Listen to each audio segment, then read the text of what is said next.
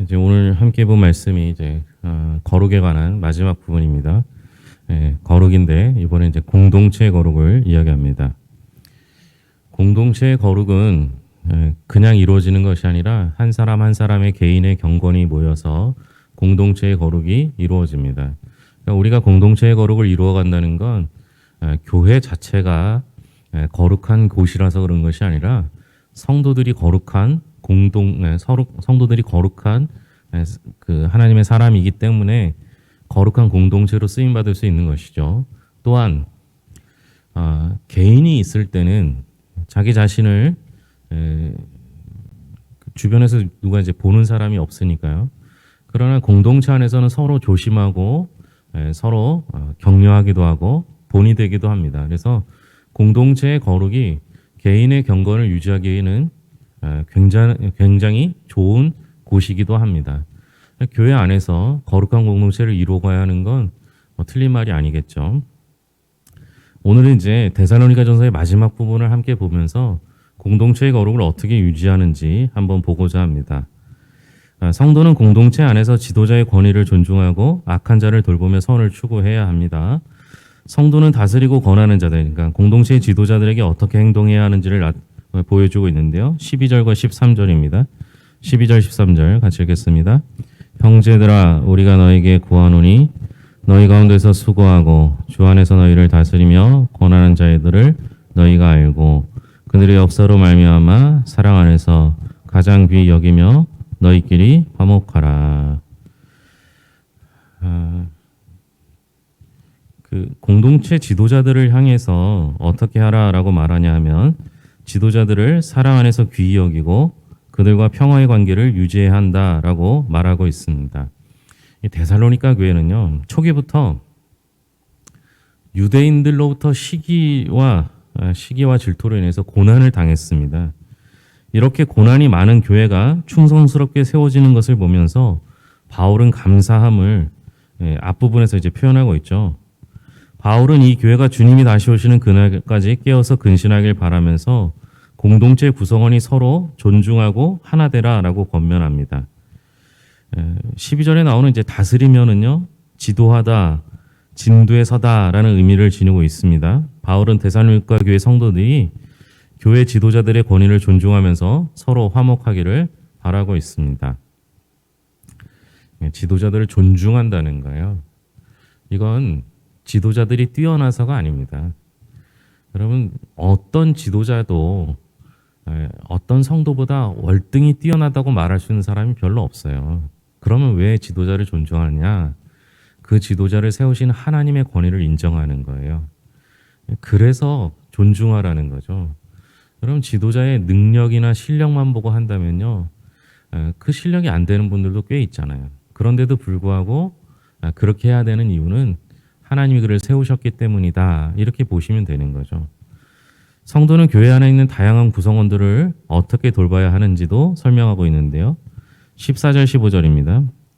같이 읽겠습니다. 또 형제들아, 너희를 권면하노니 게으른 자들을 권계하며 마음이 약한 자들을 격려하고 힘이 없는 자들을 붙들어 주며 모든 사람에게 오래 참으라.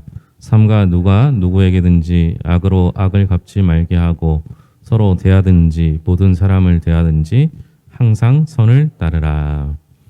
좀 나눠서 이야기할 수 있죠. 게으른 사람은 권계, 지도하고요. 마음이 약한 사람은 어떻게 하래요? 격려해 주래요. 힘이 없는 자는 붙들어줘야 하고요. 어떤 사람에게든지 악으로 악을 대하지 말고 선으로 대하라 라고 말하고 있습니다. 이 전제 조건이 있어요. 우리가 어떻게 하는지보다 먼저 알아야 될 게 그 사람이 어떤 사람인가를 파악하는 거예요. 게으른지, 마음이 약한지, 힘이 없는지. 그런데 공동체 안에서요, 시간이 지나다 보면 저절로 알게 돼요. 저절로. 그쵸? 우리도 보면 성도님들이 저분은 저런 성품을 가지고 있고 저런 스타일이구나 라는 걸 알고 있어요. 그러니까 공동체라는 건 서로를 바라보고 있는 사람들이 모인 곳이 공동체가 됩니다. 그러니까 전제 조건은 그 사람이 어떤지를 알아야 하는 거예요. 게으른 사람들한테 지도하는 건데 부지런한 사람한테 지도할 필요는 없잖아요. 교회는 공동체는 서로 알고 있는 존재여야 한다라는 겁니다. 이게 뭐냐? 관심이에요. 전 그렇게 생각해요. 성도는요, 서로에게 관심을 가져야 합니다. 그런데 여러분, 처음 본 모습 그대로 판단하고 그 첫인상만 가지고 대할 수는 없어요. 조금 시간이 더디더라도 천천히 보아가면서 그 사람의 형편과 그 사람의 사정을 알면서 그 사람에게 필요한 걸 주어야 해요. 때로는 지도하기도 하고, 때로는 권면하기도 하고, 위로해야 하기도 하는 겁니다. 그러나 상대방이 악으로 내게 다가온다 하더라도 우리 주님께서 내게 해주셨던 것처럼 악을 선으로 대할 수 있어야 하는 거죠. 이게 우리 성품이 아니에요. 하나님의 성품이죠. 이게 얼마나 힘들겠어요. 그러나 내가 받은 것을 많다라고 느끼는 사람들은요, 이것을 은혜로 아는 사람은 다른 사람한테도 그렇게 할 수 있습니다. 뭐 여러 가지 설명할 수 있겠지만요, 저는 이게 제일 중요하다고 생각해요. 공동체라면 적어도 같은 공동체 내에 있는 사람들에게 관심을 가져야 하고 그에게 꼭 필요한 걸 줄 수 있는 사람이어야 한다라는 거죠. 우리 교회는 그걸 참 잘해요. 제가 어디 나가도 그건 자랑해요. 우리 교회 성도님들은 막 드러나게 엄청 환영하지도 않고 엄청 반가운 것 같지도 않은데 필요한 곳곳에서 각각 자신의 자리에서 자기가 제일 잘하는 방법으로 상대방을 권면하고 위로하고 도와주고 있는 것을 제가 여러 차례 보게 됩니다. 그래서 우리 교회가 참 아름다운 공동체가 될 수 있는 거라고 생각해요. 교회 공동체 안에 있는 지체들은 차별 없이 서로 사랑으로 존중받아야 합니다. 그게 목회자가 됐든 성도가 됐든 연약한 사람이든 초신자든 오래된 신자든 누구든지 간에 서로 사랑하며 존중받아야 하는 것이죠. 주님께서 눈의 동자처럼 우리를 지키시고 인도하시고 보호하시고 바라보고 계신 것처럼 우리도 성도들을 향해서 보고 있어야 한다라는 겁니다. 제가 요즘 그 새벽마다 녹음을 하면 목소리가 너무 갈라져요. 이게 제 목소리가 지금 이 목소리가 별로 지금은 이상하지 않죠. 주일날 오후에도 이랬고요. 월요일날 오후에도 이랬고요. 화요일날 오후에도 이랬어요. 근데 새벽 예배만 녹음하면 소리가 갈라지는 거예요. 근데 죄송스러운데 다시 녹음하기도 힘들고 해서 못한 건데요. 근데 이제 성도님들이 얼마나 걱정을 해주시는지 우리 교회가 참 그 목회자를 사랑해주고 또 성도들이 아팠을 때 또 성도들이 코로나 걸렸을 때 우리 성도님들이 한 걸 제가 알고 있거든요. 어떤 분들은 눈물 흘리면서 저한테 얘기하신 분도 있었어요. 너무 사랑이 많다고. 우리 교회는 이렇게 모두에게 목회자뿐만 아니라 이제 우리 교회 나온 지 얼마 안 되는 분들에게도 관심과 사랑을 격려를 할 수 있는 교회가 되기를 바랍니다. 그게 우리에게도 도움되는 거예요. 내게도. 내가 누군가에게 관심을 갖는다는 것은요, 누군가도 나에게 관심을 갖게 해준다라는 거죠. 여러분들이 누군가가 되어서 사랑을 나눌 수 있었으면 좋겠습니다. 성도는 공동체에서 서로 경건한 삶을 독려하며 하나님의 뜻을 추구해야 하는데요. 하나님이 그리스도 예수 안에서 성도에게 원하는 것이 무엇인지를 설명하고 있어요. 우리가 잘 아는 말씀인데요. 한번 읽겠습니다. 16절부터 18절까지입니다. 항상 기뻐하라. 쉬지 말고 기도하라. 범사에 감사하라. 이것이 그리스도 예수 안에서 너희를 향하신 하나님의 뜻이니라. 하나님이 그리스도 예수 안에서 성도에게 원하는 게 뭐냐? 항상 기뻐하고 쉬지 말고 기도하고 범사에 감사하는 것. 얼마나 이걸 원하시는지요? 이게 뭐예요? 하나님의 뜻, 이렇게 표현하고 있습니다. 물론 이 말씀만 떼어서 생각해도 참 귀한 말씀입니다. 제가 이제 이 말씀을 설명할 때 참 어려운 거는요, 기뻐하라, 기도하라, 감사하라 이렇게는 말하기가 쉬운데요. 앞에 붙는 것들이 너무 힘든 말이에요. 항상, 쉬지 말고, 범사. 단어는 다른데 의미는 같습니다. 항상 쉬지 말고 범사는 모든 건, 모든 순간, 모든 때를 말합니다. 이게 어떻게 가능하냐? 하나님의 뜻이기 때문에 그래요. 하나님의 뜻. 다시 말하면 하나님께서 이렇게 하기를 원하신다는 것은 하나님께서 이렇게 하실 수 있도록 해 주시겠다라는 뜻이 됩니다. 저는 그렇게 믿어요. 하나님께서 내게 항상 기뻐할 수 있도록 해 주시라고 믿어요. 하나님께서 항상 쉬지 않고 나한테 기도할 수 있도록 은혜 주실 것을 믿어요. 하나님께서 언제든지 감사할 만한 조건들을 내게 허락하셔서 범사에 감사하게 해 주실 것. 그래서 이렇게 할 수 있도록 인도해 주실 것을 저는 믿습니다. 그런데 이 믿음이 이 말씀과 연결된다면요. 전체 문맥과 이어본다면 공동체 안에서 이루어지고 있음을 보여주고 있는 거예요. 그렇죠. 여러분, 우리가 기뻐하지 못하는데요. 교회 오니까 기뻐요. 우리가 나는 기도할 수 없는데요. 교회 오니까 함께 기도해 주시는 분이 있어요. 나는 매일매일 감사하며 살기 힘들었는데 우리 교회 와보니까 감사할 일이 자꾸 넘쳐요. 내겐 힘든 일밖에 없는 것 같은데 내 옆에 성도님들이 잘 되는 거 보면서 감사할 수 있는 게 되는 거죠.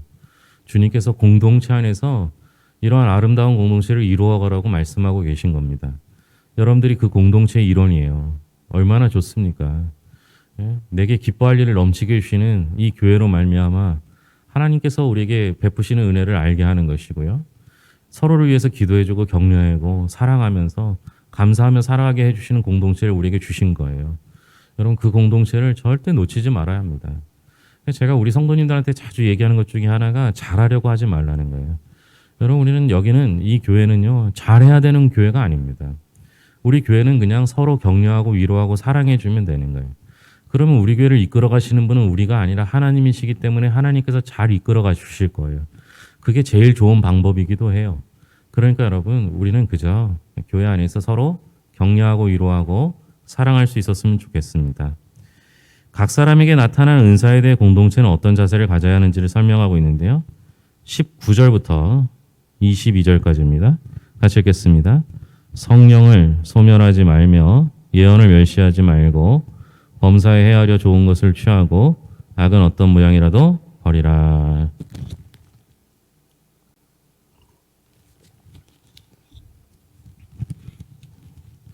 성령의 은사에 대해서는요, 그냥 쉽게 말하면 성령의 역사를 함부로 무시해서는 안 된다는 거예요. 이게 이제 은사장이 고린도전서 12장에 나오는데요. 고린도전서 12장에도 보면 나와 있어요. 성령의 은사는요, 항상 열매로 나타나게 돼 있어요. 그러니까 성령의 은사를 받았다, 그럼 반드시 유익하게 되어야 한다라는 겁니다. 근데 은사를 받은 것 같은데 그 은사가 교회를 유익하게 하지 못한다? 그럼 그 은사는 사실은 잘못된 은사거나 잘못 사용한 은사예요. 근데 여기서 은사를 이야기하면서 특별히 예언의 은사를 이야기했는데요. 그럴 수밖에 없는 게 이 데살로니가 전서가 기록된 당시에는 신약 성경이 없던 때라고 보시면 됩니다. 그러니까 하나님께서 말씀하시고자 하면 어떻게 말씀하셔야 돼요? 사도나 때로는 성도들을 통해서 하나님께서 예언의 은사를 가지고 말씀해 주셨어요. 그러니까 이 당시에는 이 예언의 은사가 굉장히 소중했죠. 하나님의 말씀을 들을 수 있는 기회가 되니까요. 그러니까 누군가 말을 할 때, 그러니까 하나님께서 성령을 주시면요. 이 당시에 사도라고 할 수 있어 봐야 12명밖에 없는 거고 바울까지 치면 13명인데요. 이 13명 사도가 어느 곳에나 있을 수는 없잖아요. 그러니까 하나님께서 성령의 은사를 통해서 각 사람에게 예언과 방언의 말을 하게 하셨습니다. 이것으로 하나님이 직접 말씀하셨거든요. 그러니까 그 당시에는 누가 말해도 주의 깊게 들어서 하나님의 말씀인 줄 알아야 했던 거예요. 그러니까 여러분, 이 말씀이 그 예언의 은사가 얼마나 소중한지 이 당시에는 훨씬 더 소중하겠죠. 근데 오늘날에는 그럼 예언의 은사를 그렇게 사모하지 않아도 되는 이유가 있어요. 그 당시에 하실 말씀이 다 성경에 기록되어서 이걸 우리는 특별 계시라고 성경을 말하거든요. 그러니까 성경에 이미 다 있으니까 그 말씀을 그대로 존중하여 받아들이면 되는 거예요. 하지만 이 당시에는요, 하나님의 말씀이 예언의 형태로 주어졌기 때문이에요. 근데 여러분, 우리는 생각하기에 하나님께서 어떤 사람을 통해서 예언을 통해서 말씀이 주어지면 좋을 거라고 생각하시죠. 그거 그렇게 좋은 거 아니에요. 왜요? 우리가 그게 진짜인지 가짜인지 잘 몰라서 그래요. 어떤 사람은 예언의 은사를 받아서 직접 하나님의 말씀을 전하는 사람도 있지만 어떤 사람은 잘못된 예언의 은사를 받고 쓸데없는 말을 하는 경우도 많았거든요. 근데 우리는 얼마나 좋아요? 성경에 기록돼 있잖아요. 성경에 기록돼 있는 이야기는 1.1획도 변함이 없어요. 그러니까 우리는 가짜인지 진짜인지 구별할 필요 없어요. 말씀 그대로 믿으면 되거든요. 오늘 우리가 훨씬 더 좋은 시대를 살고 있습니다. 그러나 어떤 형태라도 악은 모양이라도 버려야 한다라고 설명하고 있습니다. 성도는 공동체 안에서 경건한 삶을 독려하며 선을 추구해야 합니다. 그리고 공동체 안에서 나타나는 성령의 역사는요, 서로 존중할 필요가 있어요. 남 은사 받은 거 갖고 시기 질투할 필요가 없습니다. 은사는 다 다르나 성령은 하나고 은사는 각각 다를 수밖에 없어요. 그러니까 모든 사람이 다 같은 은사를 받아야 된다고 생각할 필요가 없어요. 옛날에는 방언의 은사를 그렇게 사모했잖아요. 그렇죠? 어떤 기도원에 가면 올라가는 그 돌판에 방언은 계도한다 이렇게 써 있잖아요. 근데 여러분 요즘 누가 방언의 은사를 그렇게 사모하나요? 저는 은사는요, 활용폭이 높은 게 훨씬 더 좋은 은사라고 생각해요. 활용폭이 높으려면 언제 어디서나 써먹을 수 있는 은사가 좋거든요. 여러분 방언의 은사를 쓸 수 있는 장소는 제한적이에요. 어디예요? 여러분 시장 한복판에 나가서 방언의 은사를 가지고 사용하실 수 있으세요? 잘 안 되잖아요. 방언의 은사는요, 사실은 교회 안에서 쓰기 제일 좋습니다. 방언의 은사가 제일 좋은 점은 뭐예요? 시간 가는 줄 모르고 하나님과 대화할 수 있다는 거거든요. 그래서 기도에 깊이 들어갈 수 있습니다. 그러나 어디서든지 써먹을 수 있는 은사가 제일 좋은 은사라고 생각하면 성령의 은사 중에 어떤 게 제일 좋은 거라고 생각하십니까? 고린도전서 12장 끝부분에 보면 너희는 더 큰 은사를 사모하라 이렇게 설명하고 있어요. 그리고 나서 고린도전서 13장에 그 큰 은사를 설명하고 있는데요. 고린도전서 13장 여러분 잘 아시잖아요. 어떤 은사입니까? 사랑의 은사잖아요. 여러분 우리 그 무엇보다 우리 교회는 사랑의 은사가 넘치는, 우리 교회 성도들 모두가 사랑의 은사 받았으면 좋겠어요. 이 사랑의 은사는 다 받아도 되거든요. 이 은사를 통해서 교회가 유익해지고 지역이 유익해지는 역사가 일어났으면 좋겠습니다. 그래서 다음 다루는 게 뭐예요? 공동체에서 서로 사랑의 교제를 나눈 거죠. 바울은 데살로니가 교회를 위해서 어떻게 축복하며 기도하는지 23절, 24절입니다. 같이 읽겠습니다. 평강의 하나님이 친히 너희를 온전히 거룩하게 하시고 또 너희의 온 영과 혼과 몸이 우리 주 예수 그리스도께서 강림하실 때 흠없게 보존되기를 원하노라. 너희를 부르시는 이는 미쁘시니 그가 또한 이루시리라. 평강의 하나님이 공동체를 거룩하게 지키고 예수 그리스도께서 강림하실 때까지 흠없이 보존하시기를 간구하고 있습니다. 영과 혼과 몸은 인간의 각기 다른 구성 요소를 가리키는 것이 아니라 인간 본성 자체를 각각 다각적인 차원에서 표현하는 말입니다. 바울은 모든 성도가 그리스도 안에서 온전한 인격체가 되기를 위해서 기도하고 있는 겁니다. 모든 성도가 하나 되어 그리스도가 오시는 그날까지 거룩한 공동체로 보존되기를 기도하고 있는 거죠. 한 개인이요, 그리스도 안에서 바로 세워질 때 공동체도 바로 세워지는 겁니다. 우리 교회도 마찬가지예요. 우리 교회가 지금 잘 되고 있어요. 그런데 우리 교회가 성도를 향하여 관심을 가지고 한 명 한 명을 잘 돌보고 보살필 때 공동체가 무너지지 않는 거예요. 여러분 쌓아놓은 그 돌담이요, 무너지는 거 한순간입니다. 돌 하나만 빼보면요 그냥 무너지는 거거든요. 교회도 마찬가지예요. 별로 소중한 것 같지 않은 성도가 있다 할지라도 그분에게 관심을 가질 때요, 그 돌이 하나가 그 자리에 있음으로 말미암아 든든히 세워져 가는 것이죠. 우리 교회 성도들 모두가 서로를 돌볼 수 있었으면 좋겠습니다. 공동체 구성원이 서로 끊임없이 해야 할 일이 있는데요. 25절부터 28절까지입니다. 형제들아 우리를 위하여 기도하라. 거룩하게 입맞춤으로 모든 형제에게 문안하라. 내가 주를 힘입어 너희를 명하노니 모든 형제에게 이 편지를 읽어주라. 우리 주 예수 그리스도의 은혜와 그리스도의 은혜가 너희에게 있을지어다. 아멘. 서로 거룩한 입맞춤으로 문안하고 말씀을 나누며 영적으로 교제해야 하라라고 바울이 권면하고 있습니다. 이게 우리가 궁극적으로 해나가야 될 행동입니다. 서로를 위해서 격려하고 기도해 주는 것, 그리고 영적으로 교제하는 것, 어려운 일을 함께 협력하는 것. 교회 안에서 이 기능만 하기에도 사실은 바빠요. 교회는 자꾸 쓸데없는 일 가지고 싸우잖아요. 그런데 여기 나와 있잖아요. 서로를 위해서 격려하고 기도해주고, 영적으로 교제하고, 어려운 일에 협력하고, 이러한 일들을 통해서 교회가 이 일만 잘해도요, 교회는 충분히 그 기능을 감당하고도 남습니다. 다시 한번 우리 교회 성도들은 괴산중복교회라는 이름으로 하나님이 묶어주셨습니다.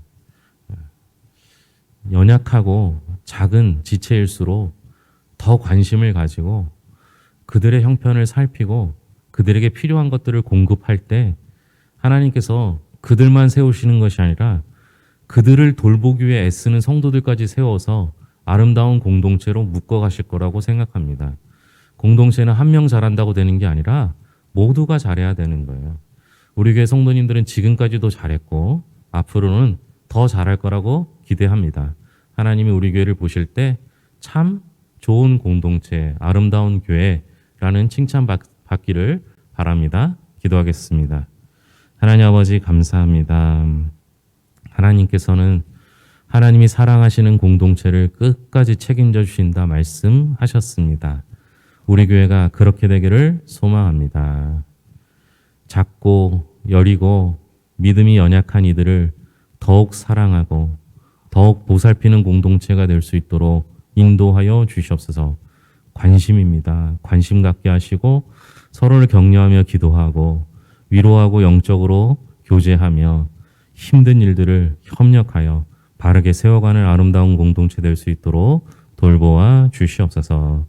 모든 것을 예수님의 이름으로 기도합니다. 아멘.